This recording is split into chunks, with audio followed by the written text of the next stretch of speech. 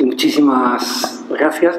Encantado de estar aquí. Cuando vuelvo a Granada me dan ganas, pero me parecía que estaba mal empezar con la cita de Miguel Ríos, con un tono de música, y por tanto prescindo solamente manifestar que siempre me encanta volver a esta casa donde pasaron los primeros años de mis estudios universitarios, aquí en la Borrega, y luego en una clase un poquito más allá, en aquellos pasillos. Agradezco mucho al Club de la Constitución, que lo tiene la ocasión, al decano por la facultad y al Club de la Constitución en la persona de sus dos presidentes, la presidenta de honor, que dice la palabra, y el presidente, y a Rogelio, un gran amigo, que es el principal responsable de que yo esté aquí. Si hay que pedir responsabilidades penales, a él le corresponden plenamente. Él ha sido autor e inductor, y yo creo que lo más que sigue cómplice. Voy a hablar de un tema, tengo que confesar que después del agradecimiento, pues pidiendo disculpas anticipadas, no es la primera vez que tengo que hablar de esto. Esto me recuerda a aquella anécdota vieja de Camilo José Cela, el premio Nobel español, que un año dio una cosa parecida le había pasado en otras ocasiones. Dio una conferencia en Padrón. Padrón es el lugar de origen de Camilo José Cela. Allí pues hay mucha gente de la zona, y a la semana siguiente dio otra conferencia con un título distinto en Madrid. Y al final, en ese remolino que se forma junto al conferenciante, cuando ha acabado, después de los aplausos, se acerca a la gente, intenta saludarle, a que le firme algo, a comentarle algún comentario. Pues había allí una señora mayor que intentaba abrirse paso, y después de un ratito consiguió por fin abordar a don Camilo, le dio la mano y le dijo: don Camilo, me ha gustado mucho, pero estuvo usted mejor el día del estreno, porque había estado también ella en Padrón y la conferencia era exactamente la misma que había dictado en Padrón. Y tengo que confesar, para que no me pase algo parecido, que hoy no es el día del estreno, que de esto he hablado en otras ocasiones, porque es un tema que me ha interesado hace años, y de hecho tengo escrito y publicada alguna cosa, lo cual no significa nada. Como decía un conocido mío, y es un dicho muy famoso en las universidades: si quieres mantener un secreto, públicalo en una revista científica. Con lo cual yo creo que lo que yo pensé sobre esto es una cosa secreta. A esa frase universitaria, académica, conocida, se contrapone otra que es como el contrapunto, también un poquito gamberra, que también de un colega mío, que dijo: bueno, si quieres guardar un secreto, públicalo en una revista científica, y si quieres divulgar una idea, consigue que te lo unan a un sumario secreto de la Audiencia Nacional. Hay un tanto de exageración en la cuestión, aunque tampoco tanto. Secreto del sumario. ¿El secreto del sumario existe? ¿O es como Harry Potter, un personaje de ficción de la que se sigue hablando en nuestras aulas, pues porque se tiene que hablar? La ley de enjuiciamiento criminal, que en esto lo han cambiado hace muy poquito, pero lo han cambiado quizás por un poquito de vergüenza, aunque sustancialmente en lo que es esa proclamación general de que el sumario es secreto, sigue ahí. Antes lo decía muy claramente: las diligencias del sumario serán secretas. Qué ingenuo la ley. Y ahora, bueno, está un poquito más suave, como para callar la sentencia, pero diciendo lo mismo. Desde el 6 de diciembre de 2015 dice: las diligencias del sumario serán reservadas. Bien, continuado un poquito, pero y no tendrán carácter público hasta que se abra el juicio oral. Aquí está la ley. Y aquí está la realidad. Yo muchas veces siempre lo he hecho, y confieso que jamás, pues en la media docena de veces que he hablado de cosas parecidas, me ha fallado por la mañana temprano, me voy a un kiosco y compro la prensa del día. Y indago a ver si esto que nos dice la ley, cómo se cumple en la realidad. Y siempre, en todos los periódicos, encuentro, y lo encontramos en cualquiera, ¿no? Aquí en El Mundo de hoy, habla de un asunto judicial. La Junta perdonó 63.000 euros a una fundación afín a un partido político. Hayan 1.500 kilos de hachís en un barco en Sotogrande, va dando detalles. Esto se supone, intuyo yo, que debe de ser un sumario. En el Granada Hoy también hay alguna noticia por ahí, vamos, he ido seleccionando algunas porque son muchas más. Habla aquí de si el Barça por fin acepta o no ese pacto, esa conformidad, cuando todavía... Y también se habla de un sumario famoso de Andalucía, donde se recogen con datos y señales los escritos que van a presentar algunas defensas, porque la ley no se limita a proclamar eso, sino que a continuación, pues consciente de que eso no basta con proclamarlo, dice: el abogado o procurador de cualquiera de las partes que revelara integradamente el contenido del sumario será corregido con una multa de 500 a 10.000 euros. El País también, no me canso, que también tenía seleccionado por aquí alguna noticia. El juez procesa a un oficial por la caja B de la base de Getafe. Otro sumario, de la jurisdicción militar. También aquí uno puede perfectamente ver quién ha denunciado, cómo está la situación. En el Ideal hay otra noticia por algún lugar donde se habla de una persona, en un sumario que había una persona que resulta que no ha sido asesinada, sino que ha sido muerta, y alguna otra pequeña noticia. Asesina a su mujer y confiesa en comisaría. Hablan de una cosa de Barcelona, te pone los datos, los Mossos d'Esquadra, el hombre de 40 años. En el ABC también, por ejemplo, la portada dice: el asesino de Orlando mató a 50 personas en nombre de Daesh. Esto atenta contra la presunción de inocencia, diríamos. ¿Cómo? Le llama asesino en portada. El día siguiente ha habido juicio, ha habido pruebas, ha habido alguna declaración de culpabilidad. En Estados Unidos es distinto, en todo caso. Ya lo diré. Por medio también había alguna otra noticia que me lo entretengo. Bueno, toda la prensa no se salva alguna. El Marca de 13 de junio del año 2016 es el más respetuoso con el secreto del sumario, aunque ya la prensa deportiva tampoco escapa de esta avalancha de noticias sumariales. Hace unos días podíamos enterarnos de algún sumario de abusos sexuales, de los entresijos de ese sumario, cogiendo las páginas de cualquier periódico deportivo. Esta es la ley y esta es la realidad. ¿Existe el secreto del sumario? ¿Qué hay que cambiar? Hay que coger y empezar a imponer multas, a averiguar quién ha filtrado todos esos datos, o hay que cambiar la ley. Mi opinión es que la regulación de la ley es que esto es más normal que esto, que la prensa, que la realidad tiene mucho más sentido en un régimen constitucional como el que tenemos, que es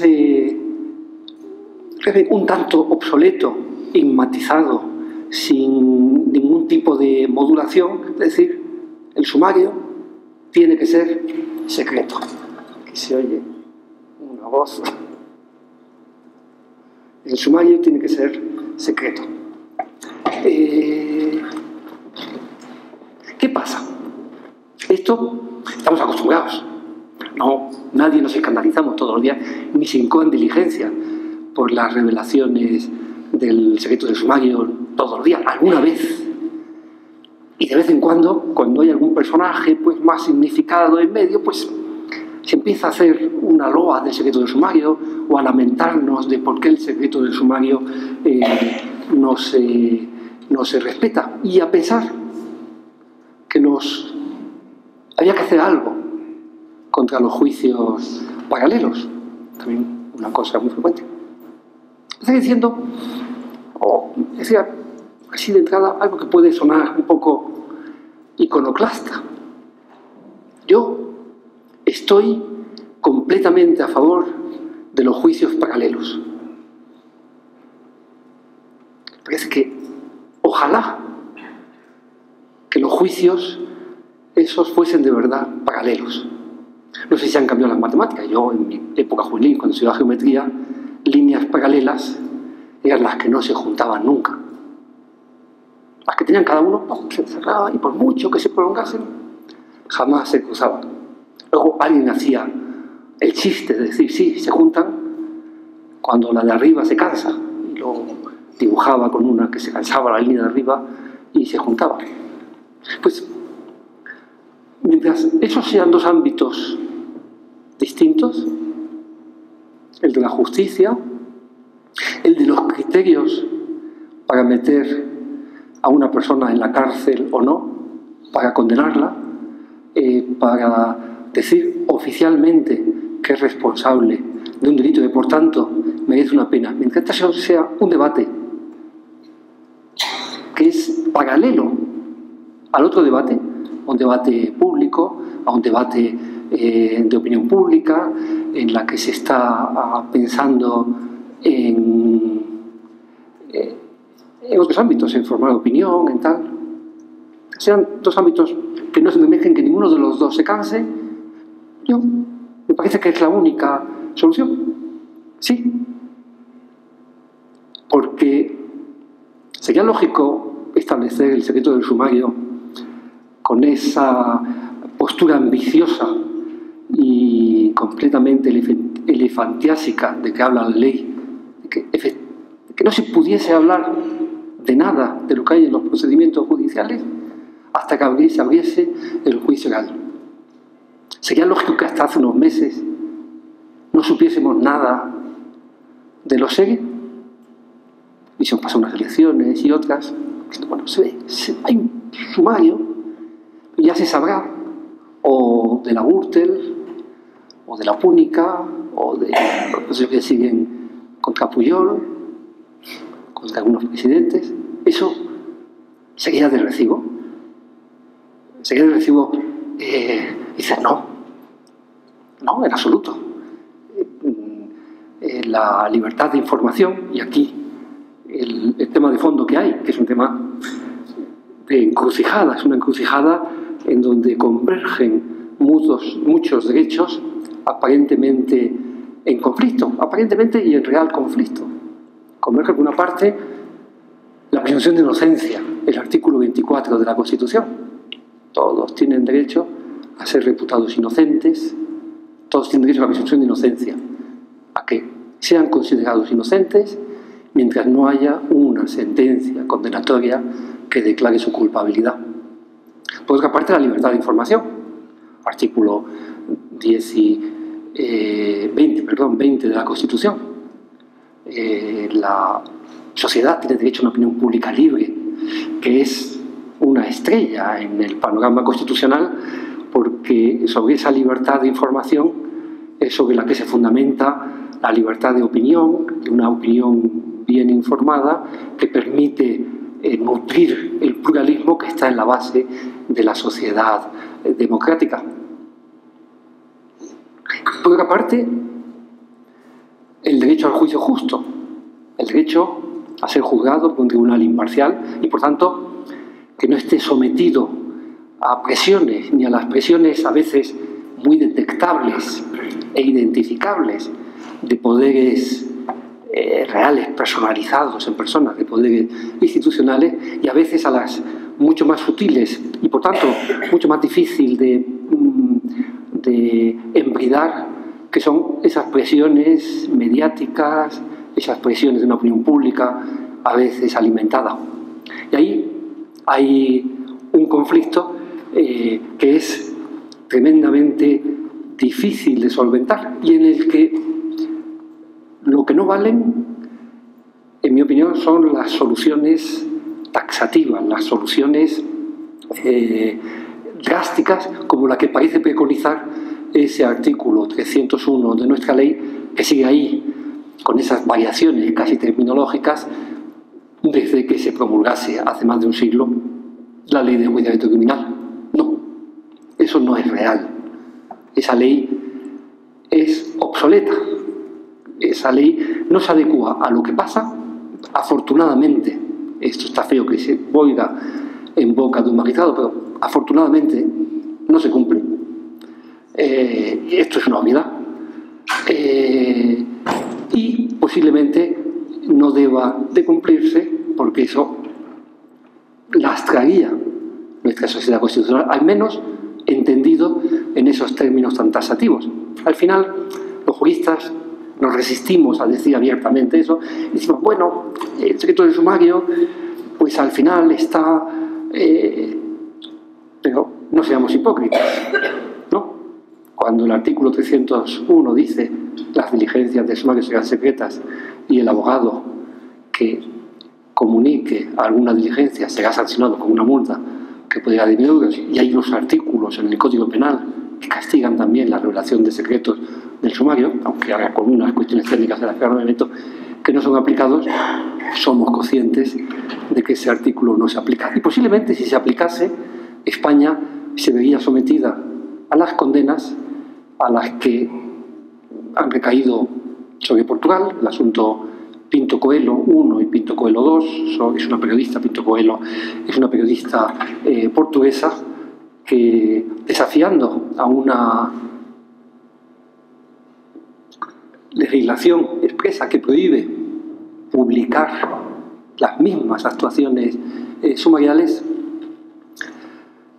en un sumario que se seguía contra un jefe de policía, precisamente por revelación de secretos. Es paradójico. Él consiguió unas actas, y era periodista televisiva, y las enseñó en televisión para dotar de verosimilitud, de más fuerza a las denuncias que ella hacía. Fue condenada en Portugal y en dos ocasiones, ¿no? También por publicar unas declaraciones en otro sumario, en las dos ocasiones, una en 2011, otra en la sentencia de marzo de 2016, el Tribunal Europeo de Derechos Humanos ha dicho no es compatible con el artículo 10 del Convenio Europeo una legislación que lleva a disuadir hasta esos extremos a un periodista de revelar noticias que pueden ser de interés. Son más. Las sentencias hace poquito también condenaba a Suiza el Tribunal Europeo en una sentencia de 25 de febrero del año 2016 por un periodista que había publicado los datos de un accidente de tráfico con una cierta significación relevante y algunos datos de la autopsia y tal, y que había sido condenado. Y aunque fuese una falta penal, el Tribunal Europeo dice no, la libertad de información no consiente esto. Esto no es un conflicto, desde luego, nuevo. En Estados Unidos, hace muchos años, como que el tema saltó. Y saltó de una forma muy violenta con motivo de los sucesos de Dallas, del asesinato de John F. Kennedy, que ahí hubo una avalancha de información periodística, lógica, que se dijo que había afectado la investigación, que había turbado, que había provocado tal, y provocó un cierto debate que ya había sido anunciado unos años antes por un juez, por el juez Hugo Black, en 1941.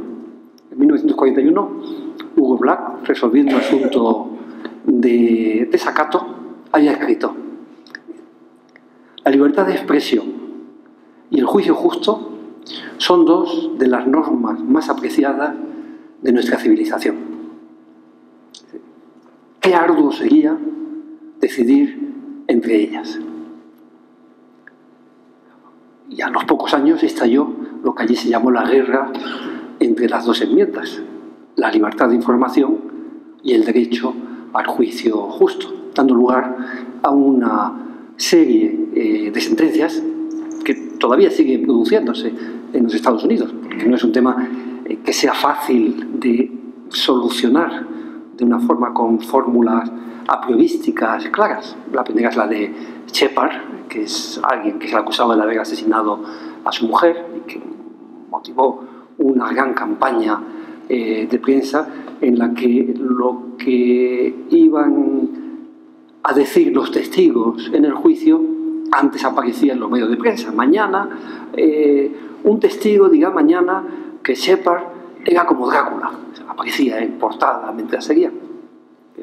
La condena fue anulada porque se dijo una publicidad desmedida de un proceso puede afectar al derecho al juicio justo. Los juicios, decía el Tribunal Supremo, los juicios no son como las elecciones, no se ganan mediante campañas. Ordenó celebrar de nuevo el juicio, Shepard seguía absuelto y el Tribunal Supremo dio validez, americano dio validez a las órdenes, a las prohibiciones de publicar y a medidas alternativas como era ordenar el juez que el juicio se celebrase en otro lugar, alejado, para que no hubiese esa contaminación en la opinión pública. Eso es una guerra entre dos enmiendas, en la cual es difícil, se hace extremadamente difícil optar por una de ellas. No se puede decir, no, publicidad ninguna, porque la sociedad democrática necesita que la opinión pública corra, que las informaciones corran, que se ventilen, y las informaciones no permiten tampoco esperar meses o años. Pero también esa publicidad desmedida puede afectar a ese núcleo, que es el proceso justo, que es la presunción de inocencia. Esta sería como una pregunta en la que mi opinión es un poquito iconoclasta. Yo creo que que la presunción de inocencia solo es un derecho que solo es ejercitable frente a las autoridades. Y si apuramos más, yo sería partidario de decir que la presunción de inocencia es un derecho que solo es procesal, que no tiene efectos extraprocesales. La presunción de inocencia significa que para condenar a una persona se necesita certeza más allá de toda duda razonable. Solo entonces el Estado está legitimado para dictar una sentencia, declarar culpable y declarar la consecuencia, que es ingresarlo en prisión o que el cumplimiento de la pena. Ya advierto que esta es una idea mía, personal, y que está desmentida, no solo por el Tribunal Europeo de Derechos Humanos, que le otorga a la presunción de inocencia efectos extraprocesales, sino también por nuestro Tribunal Constitucional y ahora oficialmente por la directiva que ha citado hace un momento Rogelio Muñoz Oya, que es una directiva que habla de presunción de inocencia y en la que se le concede cierto espacio extraprocesal a la presunción de inocencia. Pero fíjense ustedes, solo frente a las autoridades, que dice, una autoridad pública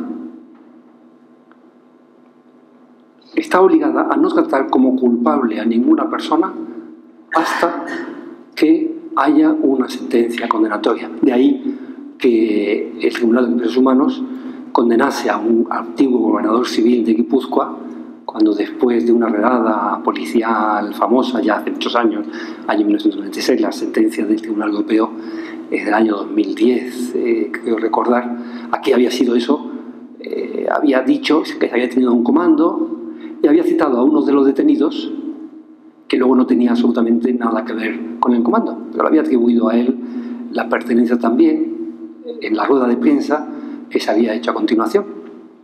Aquí el Tribunal Constitucional, los tribunales ordinarios, habían dado como válida la noticia, dice, eso es una noticia que hay que contar y tal. El Tribunal Europeo de Derechos Humanos dijo, no, a una autoridad pública, a un gobernador civil, se le puede exigir mayor cautela. Pero, y a un particular, podemos pedirle a un periódico que no saque en portada diciendo el asesino. Nos suena a decir, pero ¿de qué estamos hablando? Si está clarísimo. Si incluso ahí diríamos, si ya está muerto. Si estuviese vivo, ¿no? Y si podemos, cuando han detenido a Thierry en esas fotos, o aquellos hombres de ETA, y salen las fotos en los periódicos, A un periodista podemos exigirle que no saque esa foto o que no haga ninguna mención a que es de ETA, o a que diga fulanito de tal, presunto inocente de pertenecer a ETA, que ya a veces se llega a esa paradoja. El presunto inocente del asesinato de... Bueno, yo creo que no. Yo creo que ahí estamos jugando con otro valor distinto, que así... Y creo que cuando a la presunción de inocencia se la saca de los tribunales, y todavía más, cuando se la saca del Estado y se la pone a circular en lo que es las conversaciones normales, en lo que es la mentalidad de los particulares, estamos, la palabra es fuerte, un poco prostituyendo la presunción de inocencia, convirtiendo la presunción de inocencia, que es un derecho sagrado, en algo que es utilizado como burdo mecanismo de defensa. Voy a poner un ejemplo un poquito exagerado. Sí, vemos por la prensa que hay una persona acusada de pederastia y que hay unos sumarios y qué tal. Y viene a casa a decir, bueno, es que sé que han pedido un canguro y venía a quedarme en casa. Y uno dice, no. Ese particular es inconstitucional, está atentando contra la presunción de inocencia por presumir que es culpable sin que haya una sentencia condenatoria dictada. Cuando un político que tiene muchas causas pendientes o que está implicado, que incluso ha sido ingresado en prisión, atentamos contra la presunción de inocencia por decir no. La Constitución nos obliga a pensar que es inocente mientras no haya una sentencia condenatoria. A mí me parece que eso es un disparate, como obligar a la víctima a pensar que el atracador es inocente mientras no hay una sentencia que lo condene. ¿No? Si me ha atracado a mí, si yo lo conozco, si es mi vecino, ¿no? Mire, ahora sí, para meterlo en la cárcel hace falta una certeza más allá de toda duda razonable. Ahora, para elegirlo con cargo, para contratarlo, para nuestras relaciones normales, no hace falta una certeza más allá de toda duda razonable, ¿no? Hace falta, pues, los estándares que cada uno tenga. Yo creo que cuando... y quizás esa confusión de la presunción de inocencia, quizás esa extrapolación de un derecho procesal a otros ámbitos, quizás sea una de las cosas que origina que no sean juicios paralelos, sino que se conviertan en juicios oblicuos, en juicios, en una cierta promiscuidad entre el juicio en la opinión pública y el juicio procesal, en que se conviertan en juicios perpendiculares. Yo creo que cuando se está hablando fuera del proceso de responsabilidades, de culpabilidades, claro que hay que respetar la dignidad de las personas. Pero entonces, no creo que estemos hablando de presunción de inocencia, con toda esa carga procesal que dice, no, ante la más mínima duda, lo considero inocente porque está en juego la libertad. Yo no puedo, la sociedad no tolera que haya nadie en prisión sin tener la certeza absoluta de que es inocente. Ahora, si extrapolamos eso, no podríamos decir que la sociedad no tolera que una persona dimita si no hay certeza más allá de toda duda razonable, ¿no?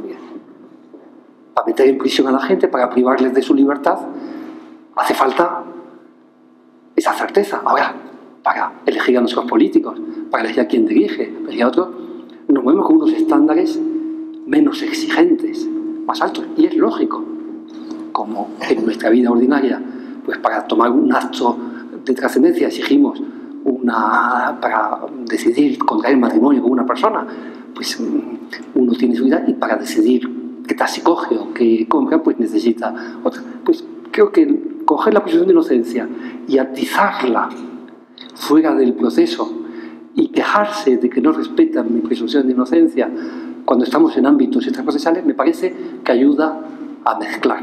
Cuando estamos fuera hay que hablar de otra cosa. Hay que hablar del honor. Sí, que hay que respetar el honor de las personas. Eso es distinto, sí. Y por tanto, por mucho que yo piense que fulanito es tal o que es no sé cuánto, cosas difamatorias, no puedo andar publicándolas alegremente. Pues lo mismo. No puedo. Sí puedo difundirlas. Y aquí ya el conflicto ya no es presunción de inocencia, libertad de información, sino honor, libertad de información, que es distinto. Particulares, honor, libertad de información. En el otro lado es autoridades, Estado, aparato estatal, libertad, libertad de la persona, y cambian los parámetros. Para el derecho al honor, yo creo que ha hecho el Tribunal Constitucional, cogiendo el artículo 20 de la Constitución y poniéndolo de frente con el artículo 18, el derecho al honor, ha creado toda una doctrina que me parece que es la que hay que aplicar a estos ámbitos.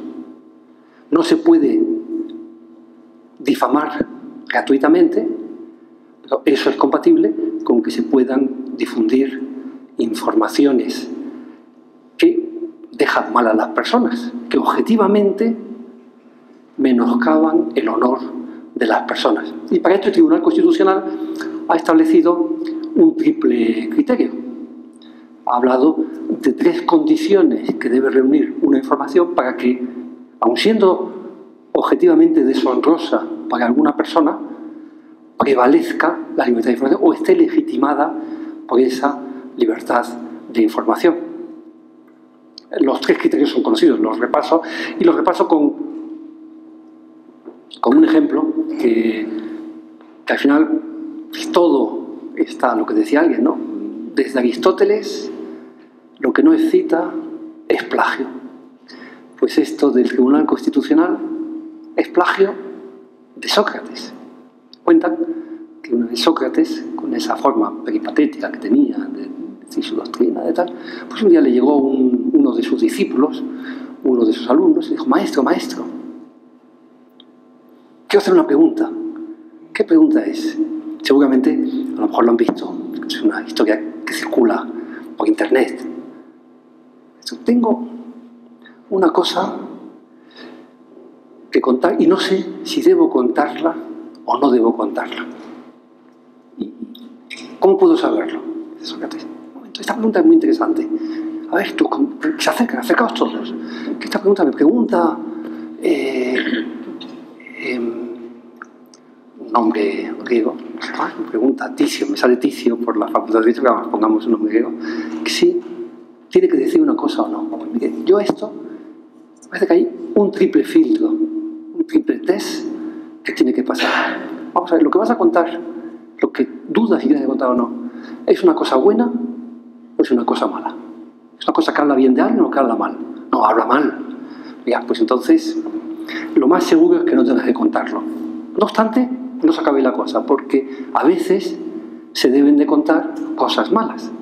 Por eso, la segunda pregunta que yo te haría es: ¿esto, que es una cosa mala de otra persona, es verdad o no es verdad? Pues la verdad es que no lo sé. Pues podría serlo, pero no estoy muy segura. O sea, pues mira, ya casi seguro que no debe de contarlo. Pero aún así, queda una tercera escalón. Porque hay veces en que cosas que uno no está seguro de si son verdad y que son malas, se pueden contar. ¿Es absolutamente necesario que lo cuentes? Piénsalo. Dice, no es absolutamente necesario. Pues entonces, no debes de contarlo. La anécdota apócrifa dice que precisamente por eso Sócrates se murió sin saber que su mejor amigo se la pegaba con su mujer. Pero eso es una versión apócrifa. El Tribunal Constitucional ha hecho lo mismo. Ha dicho, ¿cuándo pueden difundirse informaciones deshonrosas? Ha dicho con buen criterio, también copiando mucho del Tribunal Supremo Americano, mire, si lo que se difunde es no verdadero, porque si exigiésemos la verdad como garantía de publicación, estarían nuestros periódicos vacíos, sino que sea veraz. Ahí ha hecho una cierta pirueta gramatical, en la medida en que la Constitución dice que la sociedad tiene derecho a recibir información veraz. La información no puede ser veraz o no, es verdadera o es falsa. Los que somos veraces somos las personas cuando decimos lo que pensamos. Por eso le sirvió ese pie al Tribunal Constitucional para decir, cuando la Constitución exige que la información veraz, no exige que se adecue a la realidad, sino que quien la hace, quien la difunde, lo haga pensando que se adecua a la realidad, actuando de buena fe, actuando sin desprecio manifiesto a la verdad. Eso está cogido del Tribunal Supremo Americano. No sé si recuerdan aquella película de Paul Newman, todavía joven, o sea que la película es Ausencia de malicia. El título, esa palabra, ausencia de malicia, es la versión americana de esta doctrina. El periodista que actúa con ausencia de malicia, aunque luego resulte que lo que ha contado no es verdad, está a salvo de demandas por libelo. En segundo lugar, hace falta que eso sea de interés público. No puedo ponerme a contar pues cotilleos, cosas, sino cosas que interesen al público. De hecho, la práctica falla también, porque claro, ¿qué decimos? ¿Qué es interés público? ¿Lo que le interesa al público o lo que debía de interesarle al público? Y ahí también, de lo sociológico, del ser al deber ser, hay un salto grande. Dice que sea necesario, que la información sea relevante desde el punto de vista de formación de la opinión pública. Y por último dice que no haya, y es un paralelismo bastante exacto con lo que decía Sócrates, que no haya insultos o vejaciones innecesarias. En asuntos sometidos a un proceso penal, pues casi por definición se presume el interés público. El derecho penal es precisamente aquel que entra en acción cuando son conductas intolerables para toda la sociedad y por tanto no se dejan en manos de los particulares. Cuando hay un procedimiento en trámite, pues se supone que hay una cierta apariencia. Si un juez le ha dado la verosimilitud mínima, pero necesaria, para incoar un proceso, más si lo que hace el periodista es contar el curso de las actuaciones judiciales y sobre todo si se hace desgajado. Por tanto, sí, claro que tienen que fluir las informaciones públicas. ¿Eso afecta al derecho al juicio justo? Sí, puede afectar. Esa publicidad desmedida puede afectar. Por eso, yo creo que un deseable futuro, un deseable legislación, es aquella que, cancelando esas prohibiciones genéricas y absolutas, sumario, secreto, permita combinar esa libertad de información con prohibiciones específicas, algo que sí que ha introducido la ley, aunque ahora en la última reforma, aunque también de una forma un poco pacata y timorata, permitiendo que en algunos casos, aunque solamente lo hace con finalidades victimológicas, el tribunal prohíba la divulgación de informaciones o publicación de informaciones relativas a la identidad de la víctima o a datos que pudieran afectarle a la seguridad o intimidad de las víctimas. Insuficiente, creo que eso habría que ampliarlo más. Habría que permitir, como en casos, ya el Tribunal Constitucional ya dijo hace muchos años, hombre, el derecho al juicio justo también exige ese clima.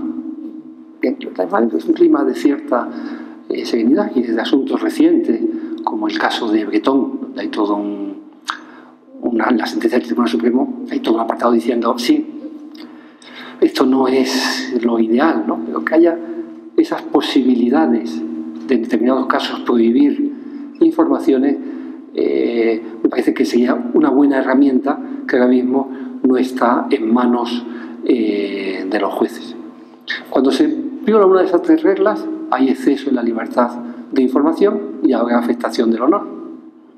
Ahora, No estamos hablando de presunción de inocencia. Eso es otra cosa y son otros parámetros. Y entonces, digamos, ¿qué pasa cuando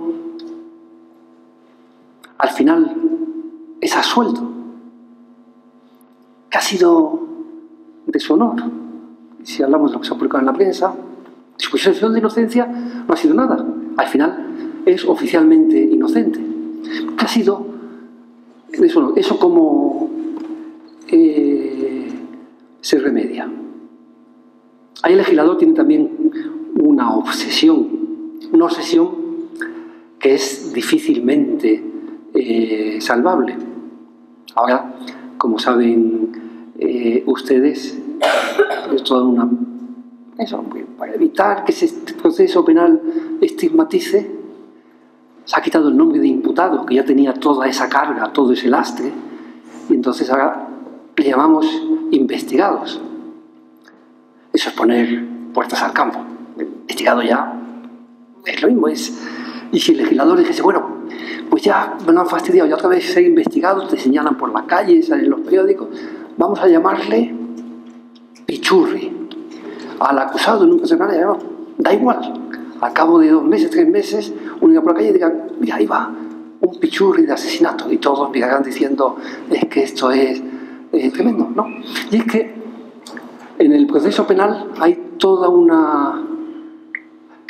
Decía Carneluti, y perdón por la cursilería, decía Carneluti, decía en el prólogo de su famoso tratado, en uno de los últimos prólogos, un profesor ya después de muchos años que ha trabajado de abogado, que tal, que está ya, que mira desde una madurez y escribe esto que parece un exabrupto. Dice, toda sentencia absolutoria es un error judicial. Suena a bomba. Y luego lo explica. Dice, las únicas sentencias realmente justas son las condenatorias. Porque cuando el Estado absuelve a alguien, está diciendo, te he castigado sin motivos. Porque el drama del proceso penal es que para saber si se debe o no castigar, castigamos. Solo podemos saber si castigamos o no castigando. Es lo que en el foro se conoce como la pena de banquillo y que conocen todos. Yo, pues, me han citado, me han llamado a declarar, otra vez, he tenido que buscar un abogado, al final yo pago al abogado y ese drama es insoluble. Y por tanto, sí, habrá que paliar, habrá que intentar amortiguar, pero al final no tiene solución y hay que mezclar todos estos ingredientes y llegar a un equilibrio más o menos razonable. Equilibrio que tampoco el legislador acierta muchas veces. Ahí, ya con esto voy terminando porque me parece que si no, mis palabras van a ser una muestra de lo que es de verdad un exceso en la libertad de expresión de aquellos que Sócrates no sospechó. Un 13 de junio a las 8 de la tarde, a punto de empezar el debate, ¿no? Pues me imagino que eso sería estar más de 5 minutos más, sería un exceso en la libertad de expresión. El tema de las informaciones fotográficas, el legislador del siglo pasado ya incluía un artículo que sigue ahí, pero que no se ha atrevido a tocarlo. Cuando han hecho un amago de intentar amarrarlo y modificarlo, ha saltado la prensa. En España, fíjense, en Francia es delito publicar la foto de una persona detenida con grilletes.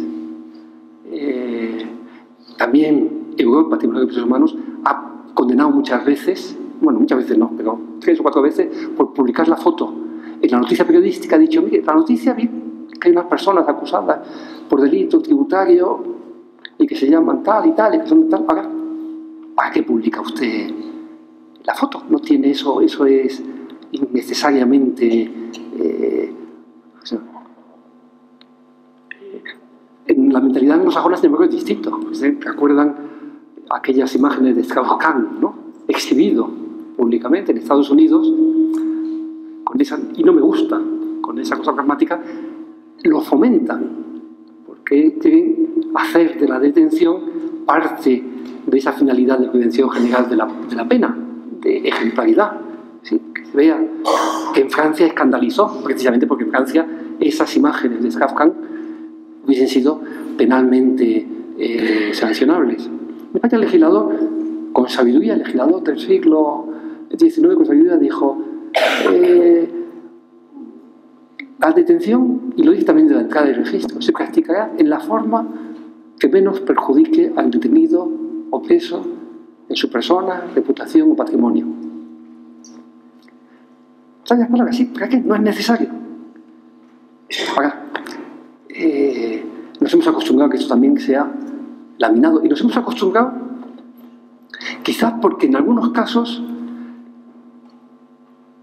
nos parece bien cuando vemos la foto de los detenidos de ETA que bajan del avión esposados y el titular o el hecho del sanguinario tal dice, pues casi jaleamos y decimos y nadie se tal, cuando ya son otras personas nos repugna. Yo creo que ni un caso ni otro, que en esto sí que tendríamos que ser mucho más exigentes, porque ahí siempre hay una autoridad, porque es el Estado el que detiene, una autoridad que está propiciando esa forma de información gráfica que no añade mucho a lo demás. Y creo que cuando el actual ministro de Justicia en funciones hizo un amago para cambiar esto y para poner más exigencia aquí, al final hubo una campaña y al final empezó a suavizar el texto para que no contestasen y lo ha dejado en un discurso de Navidad. Al final dice, quienes acuerden las medidas y los encargados de practicarlas, así como los traslados ulteriores, velarán por los derechos constitucionales al honor, intimidad o imagen de aquellos con respeto al derecho fundamental a la libertad de información. Mira, si me va a poner aquí esto, que velen por los derechos fundamentales siempre y cuando están en combinación con el derecho a la libertad de información, pues sí, ya todos estamos de acuerdo, como si dijese, respetarán la Constitución en la forma que mejor sepan, ¿no? No ponga nada más. Decía el presidente que estaba convencido de que después de mis palabras las cosas quedarían más claras. Creo que se ha confundido de cabo a cabo.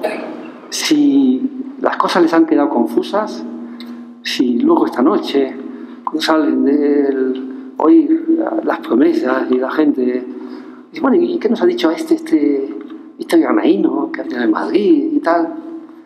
Pues la verdad es que no me aclara muy bien si está a favor, si está en contra y cómo se puede hacer esto y tal. Si les han quedado las cosas confusas, entonces es que creo que había conseguido el propósito que les quede una idea bastante exacta de cómo es este tema. Muchísimas gracias por su atención.